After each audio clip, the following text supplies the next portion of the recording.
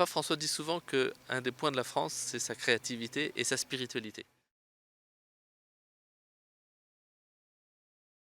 La mission, c'est la raison d'être de l'Église. L'Église, elle n'existe que pour la mission.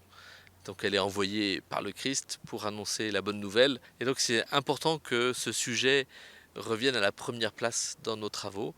Donc on a fait un premier travail, notamment un travail théologique, avec la richesse des uns et des autres. Et là, on va la travailler avec des invités. Donc on a des invités, on a des évêques africains qui vont venir nous parler.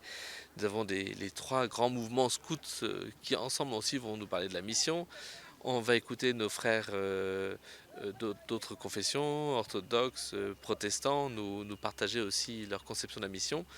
Et donc on sent l'Église qui touche à la fois le cœur de sa raison d'être et qui le fait pas toute seule, mais avec l'ouverture à de nombreuses autres réalités et autres personnes. En fait, ça peut nous renouveler et nous remettre d'abord remettre la mission à la première place et trouver les manières de le faire d'une manière nouvelle ou d'une manière réajustée, repensée par rapport à ce que vit la société aujourd'hui, ce que nous vivons, nos forces et ce que Dieu attend de nous aujourd'hui.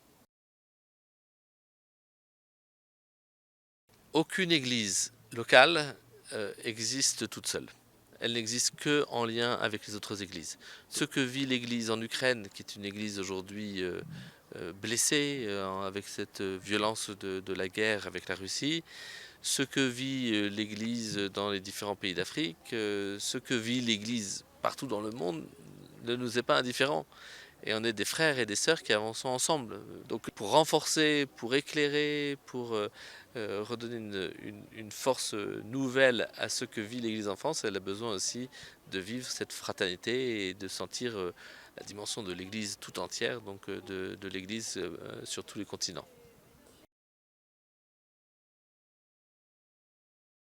C'est un long chemin avec des réflexions, des décisions que nous avons déjà prises, que nous mettons en œuvre et effectivement se réalisent.